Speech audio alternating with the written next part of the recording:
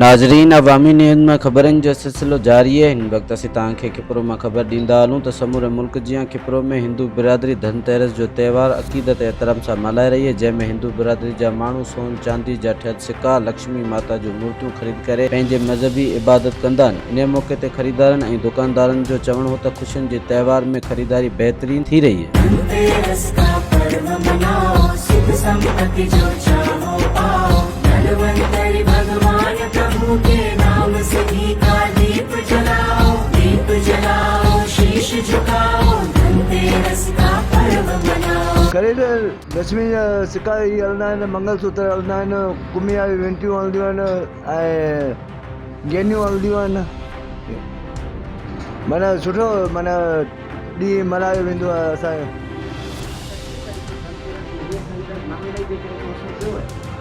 महांगाई जो पंहिंजी जाइ ते, पर छा हींअर हिकु तो वो 12,000 किस्त बि आई आहे ऐं ॿियो ऐं कुझु फुटियुनि जो अघु बि सुठो हुनजे करे कारोबार बि सुठो हले पियो, सही आहे।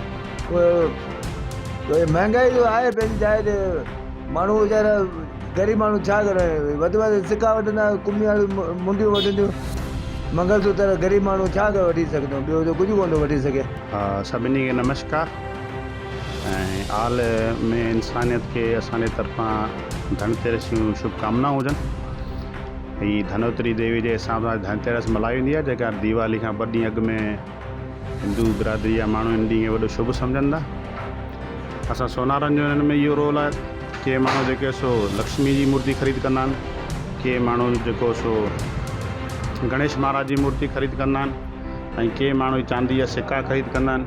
सोन ऐं चांदी जे अघनि जे लहण जे करे त हिननि जा सिस्टम अप डाउन जाम थिया, पर हेल ख़रीदारी ऐं जेका पंहिंजी फ़रोख़्त थी उहा तमामु बहितरीनु थी। हेल साल हर कारोबार जे लिहाज़ खां तमामु बहितरीनु आहे।